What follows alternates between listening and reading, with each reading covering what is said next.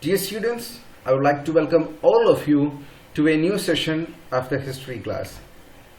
Today we are going to begin with the next chapter, a new chapter, chapter number 6, Mahatma Gandhi and the National Movement, part 1. I hope that you are remembering those two chapters which we were discussing in the last week. First phase of the international movement and the second phase of the international movement. In those chapters, we were seeing a number of events which led to the formation of nationalism in our country.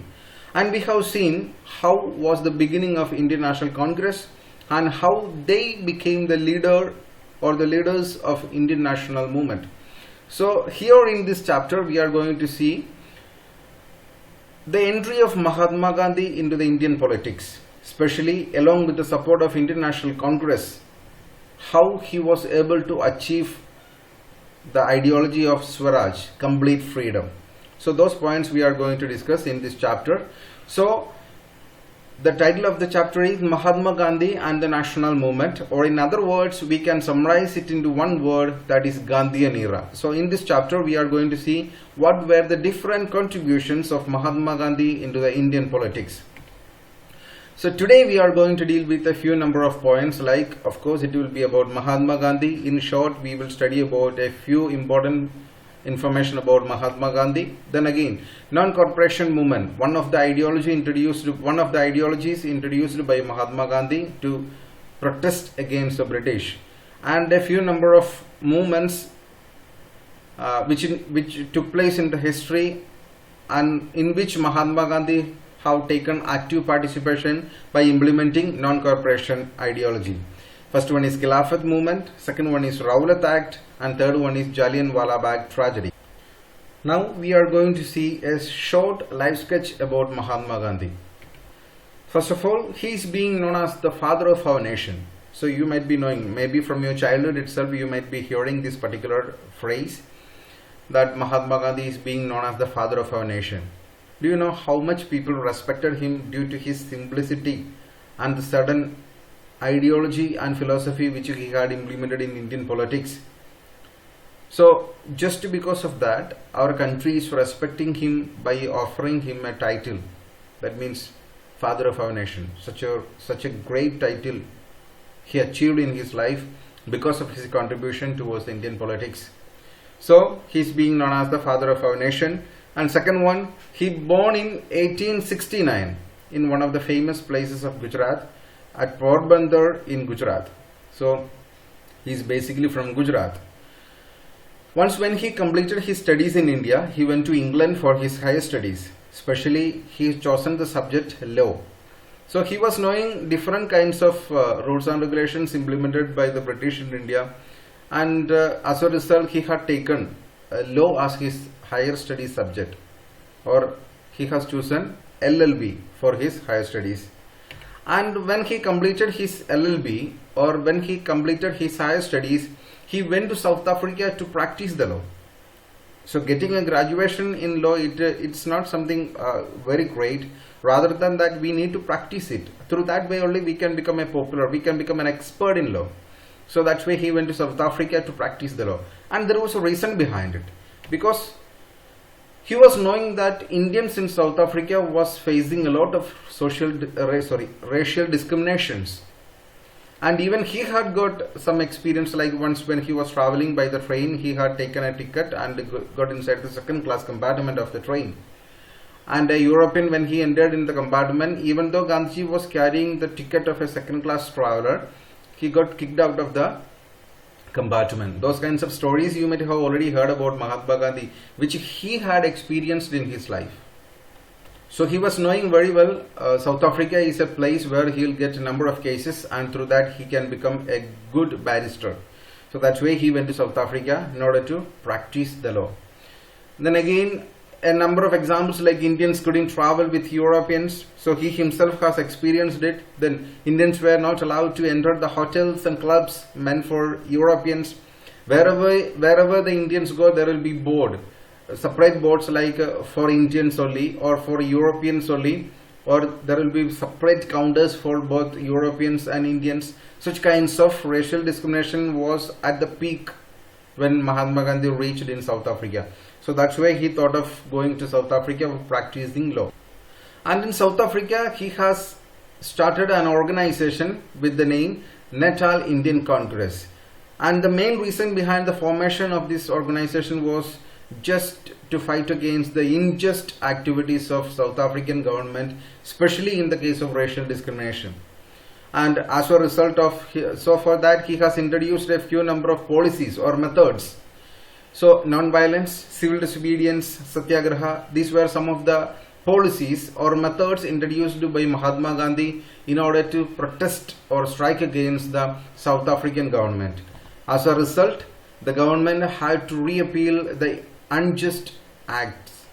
Different rules and regulations introduced by the South African government, they have banned all those rules, or they have recalled all those rules, and they have started to give a fair justice to the people, especially by banning some kinds of rules which were always highlighting the racial discriminations.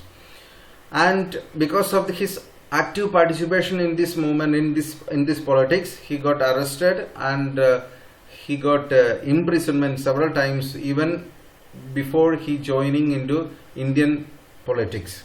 So in 1915, Gandhiji came to India. You might be knowing, in the previous chapter we have discussed about a great personality who influenced Mahatma Gandhi to come back to India and to join in Indian politics. Do you remember that personality? Yes, he is Gopala Krishna Gokhale, who is being known as the teacher or mentor of Mahatma Gandhi, who influenced Gandhi to come to India and to join Indian politics. Okay, so finally by 1915 Gandhiji came to India. He studied about the situations and conditions or the different sufferings and the exploitations faced by the people of India under the British. So he studied about all those and finally decided to join Indian politics. So if a person decided to join the politics, he has to get entry into the politics through a famous incident or certain famous acts. So Gandhiji was waiting for a chance, and finally he got chance to entry into the, or through which he got entered into the Indian politics. Three main incidents are there. First one, Champaran Satyagraha. Second one, Ahmedabad Satyagraha. And the third one, Khilafat Satyagraha. Let's see these satyagrahas or these different movements in short. So the first one is Champaran Satyagraha. Champaran Satyagraha started in Bihar in 1917. So it is one of the famous movement in which Gandhiji took part for the first time in the history of India. That is Champaran Satyagraha in 1917. And this Satyagraha was conducted, or this movement was conducted for the indigo cultivators. In order to support the indigo cultivators, this particular movement has got conducted. Because indigo cultivators were exploited by the British.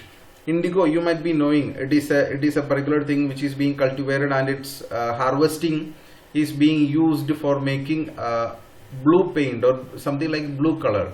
So indigo itself is a blue color, so the same thing it is. So there were farmers who were cultivating it, but after some time they have stopped cultivating it. So that's why the government forced them to cultivate it. See, to grow indigo on 3/20 of their land and sell it to the British planters at prices fixed by them. Or in other words, suppose if a farmer is having 20 acres of land, take the example, if a farmer is having 20 acres of land, he has to cultivate 3 acres of land. It is compulsory. It was compulsory for those farmers, that is 3 acres of land. If a farmer is having 20 acres of land, he has to cultivate 3 acres of land with indigo, and he has to sell it to the British planters at the prices fixed by the British people. That means even if the farmer is not interested to cultivate indigo, he was forced to do it, and even after cultivating the indigo, he was not getting proper payment. He was not getting proper prices for that, because those prices were being fixed by the British people. So that's what the reason behind this Champaran Satyagraha. And the leaders, they invited Mahatma Gandhi to take part in the Champaran Satyagraha, and it was a big success because of the influence of Mahatma Gandhi. An inquiry was conducted, and as a result of the inquiry, the people has got some relaxation, because the the range of exploitation has got decreased. So it was the result of Champaran Satyagraha due to the influence of Mahatma Gandhi. Now we are moving to the next one. It is Ahmedabad Satyagraha.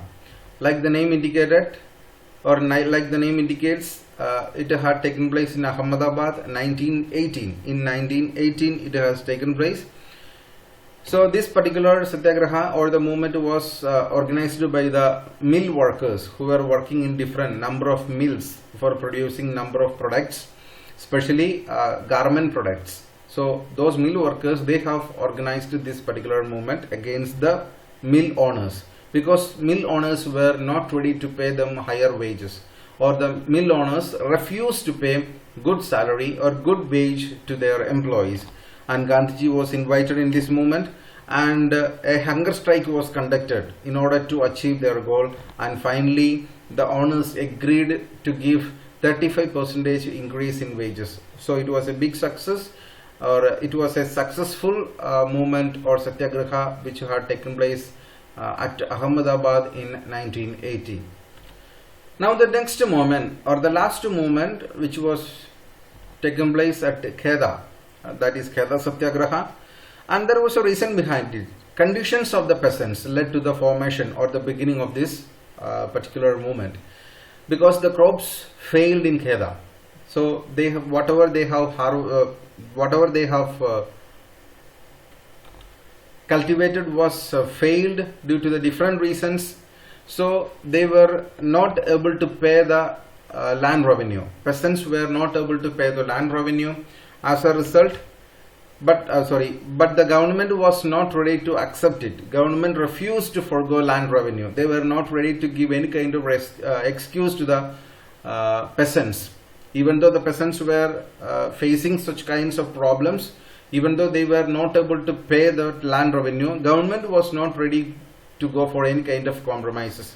So in that moment also Gandhiji was invited, and peasants refused to pay the revenue because they were not having anything. Since they lost all their crops, then how they will pay that revenue? So they refused to pay the revenue. As a result, finally government got forced to arrive at a settlement with the peasants because of the influence of these leaders and the policies which they followed to attain their goal. So these were the three different movements in which Gandhiji had taken active participation, through which he had taken his first step to the Indian national movement. Now we are going to see one of his main ideologies, that is non-cooperation movement. What is meant by non-cooperation movement? A way of protesting in which one does not cooperate with the evildoer. Suppose if an owner is doing some evil to his servant, the servant is going for non-cooperation. He is not ready to cooperate with the owner. So in those cases, the owner will be getting forced to agree the demands of the labor or the servant. Or in other words, we can say, asked the people not to assist the foreign government. So here how the non-cooperation movement has got its impact, or how it has got its own significance, because the leaders asked the people not to assist the foreign government, because we have seen only foreign people were not able to manage this such a huge country like India, because there were in different posts a huge number of Indians were being appointed in different posts. So the leaders of this movement, they asked people not to assist the foreign government. Suppose take the example of a postman.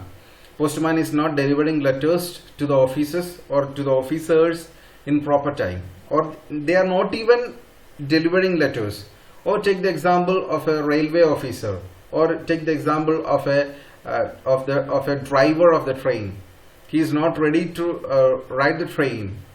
So or take the example of a car driver, of a British officer, a car driver or an assistant who is working under the British officer. If he is not ready to drive the car, then what will happen? So these kinds of methods were being introduced by Mahatma Gandhi. Non-cooperation movement asked the people not to assist the foreign government. So we have seen what is meant by non-cooperation movement, and here we are going to see what were the different causes which led to the formation of non-cooperation movement. And there are three different causes. First one, Khilafat movement. second one Rowlatt Act, and the third one Jallianwala Bagh tragedy. So these were the three different incidents or the three different causes which led to the formation of non-corporation movement in India. Now let's see these three different incidents in detail. First one, Khilafat movement. During the First World Wars, Turkey was defeated and Sultan of the Turkey lost its power. When I tell these points, you might have or you might not be understanding its consequences, its seriousness. Let's see the upcoming points also. See, in the First World War, Turkey was defeated. As a result, the Ottoman Empire was divided into different parts. And the leader or the Sultan of this Turkey was being known as Khalifa. And for a large number of countries, for a large number of Muslim community, they were considering the Sultan of the Turkey, or in other words, Khalifa, as the leader of their religious head. I hope you understood what is the seriousness or what was the impact of this First World War which affected Turkey. And again, it made a bad effect on the Muslims. And now, what is the relation between India and this Khalifa movement, or the failure of the Turkey, the division of the Ottoman Empire into two, or Turkey into two, all those parts? What is the relation between India and all those events? The main reason, it was just because British fought against Turkey. Still then, in India, British people were being always supporting the British administration. But when the First World War broke out, the British people, they fought against Turkey. They never considered about the feeling of Indian Muslims. So that's why there was a big impact. It created a bad effect on the Muslims, or the Muslim people got hurt by the decision or by the stand taken by the British. Sorry, the Muslim people felt so bad about the stand taken by the British people. So in order to show their resistance towards the British government, in India they have started Khilafat movement. So this is what was the impact of what was happening or what had happened to the Turkey. So when Khalifa was defeated, when he became powerless, it affected the Muslims throughout the world. As a result, in order to show the reaction of the Muslims in India, the Indian Muslims started a movement with the title Khilafat movement. And there were a number of leaders, but mainly two important leaders are there, Muhammad Ali and Shaukat Ali. So these people were the leaders of this movement. And they were having three important points. They put forward three important points, which is being known as 3-point program.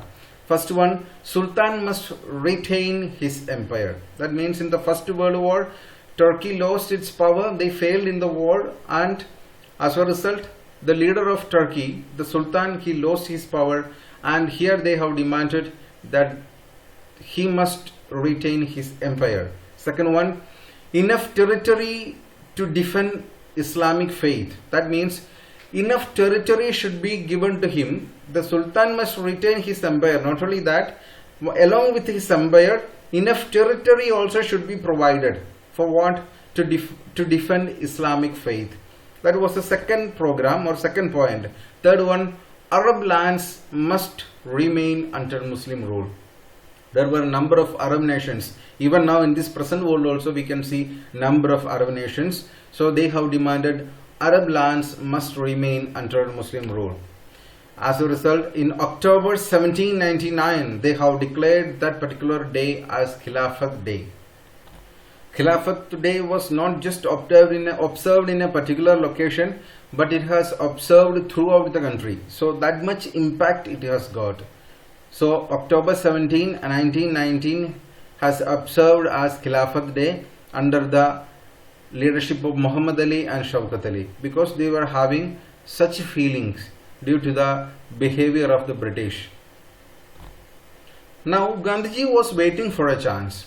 So As we have already seen in the last part of the previous chapter, that we have seen British people introduced a new ideology in Indian politics, that is divide and rule. Due to the partition of Bengal, the Muslims and the Hindus, they have got separated. They were having a very strong unity between both. But in the case of, we have already seen in the case of Surat split and all those problems, formation of Muslim League, all those things. So now there was no any chance for uniting Hindus and Muslims, but Gandhiji was waiting for a chance. So he had taken this particular opportunity as a chance to unite Hindus and Muslims. That's why in 1919 he also joined in All India Khilafat Movement.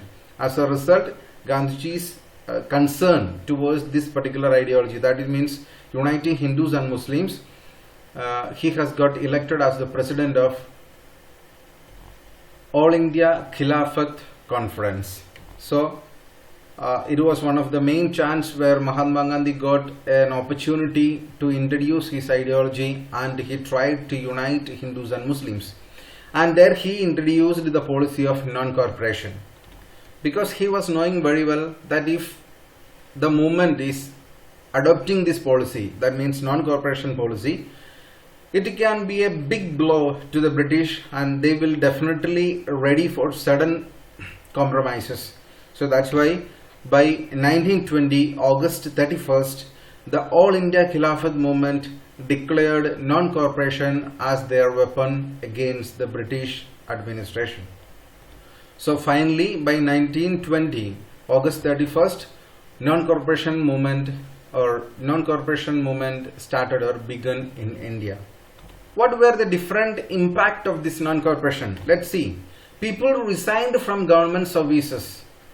I have already told you, if the people are just ignoring their service, if they are resigning from their services, how the British people can run their government? Again, shops selling foreign goods were picketed. And again, students boycotted schools, hartals and demonstrations were held. Muslims, they have decided not to join the police and army. And finally, people decided not to pay the taxes. So people decided not to pay taxes itself. You just imagine what was the impact of that. Because tax is one of the main source of income for a government. And here people decided not to pay taxes. So that's people resigned from different government services.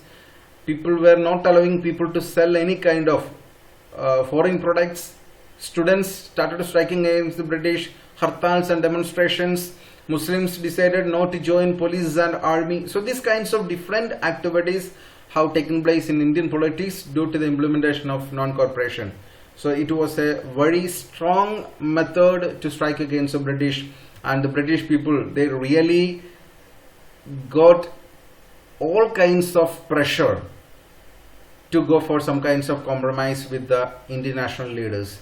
So that was the main impact due to the Khilafat movement. Now the next movement which we are going to see is Rowlatt Act.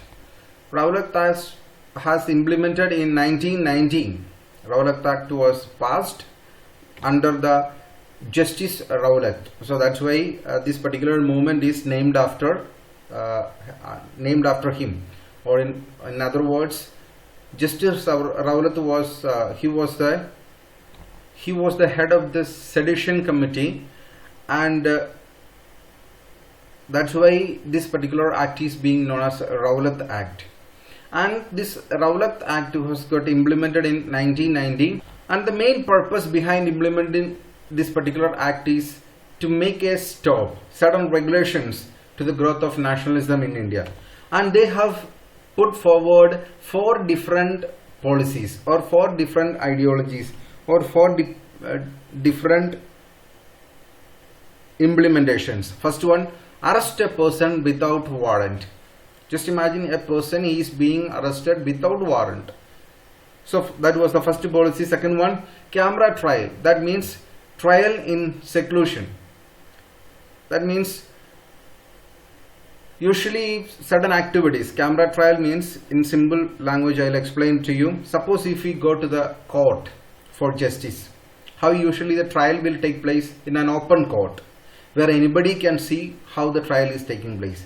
But camera trial means nobody can see what is happening inside the court. That means the interest of the British people will be enforced on the person even though that person is very innocent. Camera trial means trial will take place in closed court instead of taking place it in the open court. Open court means where anybody can get inside and see, witness what is going on in the court. But in camera trial means it will be in a enclosed area where nobody can be present and see what is going on in the court. So it was the second policy introduced by the Rowlatt Act. And third one, restrictions on movements of the individuals. People are not permitted to travel from place to place. They have implemented it is just because the international movement leaders, they were traveling from place to place in order to address people, in order to give the message about international movement or the freedom or the nationalism. So that's why made restrictions on movement of the individuals. And finally, the fourth policy introduced by the Rowlatt Act is suspension of the rights of habeas corpus. You might be knowing what is habeas corpus. It is a special consideration. It's a special right given to the citizens in our judiciary system, habeas corpus, to present the body. So that's what is meant by habeas corpus. And that was about the Rowlatt Act. Now we come to the last point, that is Jallianwala Bagh tragedy. So first one we were seeing about Khilafat Movement, and second one Rowlatt Act, and the third one Jallianwala Bagh tragedy. Jallianwala Bagh took place in Indian history in 1919 April 13. So this is being considered as a black day in the history of India.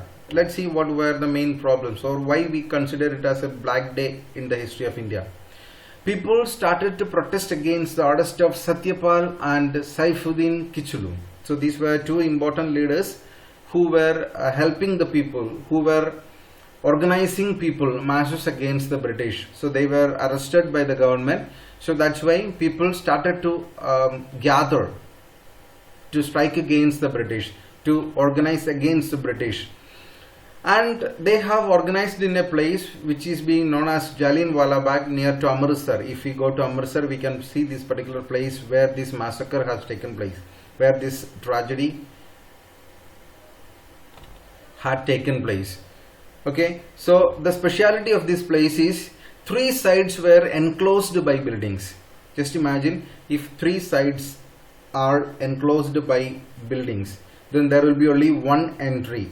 So people started to, people organized, or they have assembled there, they have gathered there to protest against the arrest.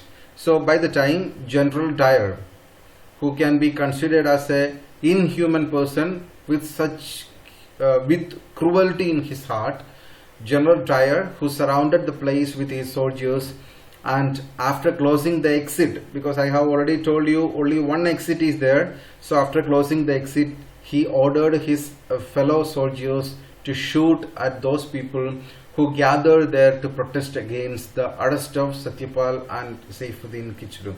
So this particular day is being known as Jallianwala Bagh tragedy, and it is being considered as a black day in the history of India. Even now, if we go to this Jallianwala Bagh near Amritsar, if we go there, we can see the marks of the bullets on the wall.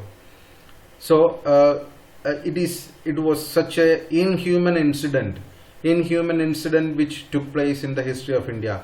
A huge number of people, a large number of people who shed their blood for the nation, just for the sake of our country.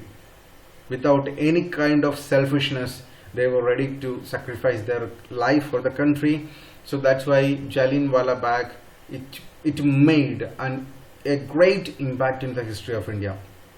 So these three important incidents, Khilafat Movement, Rowlatt Act, Jallianwala Bagh tragedy, these three important incidents are being considered as the milestones in the history of India.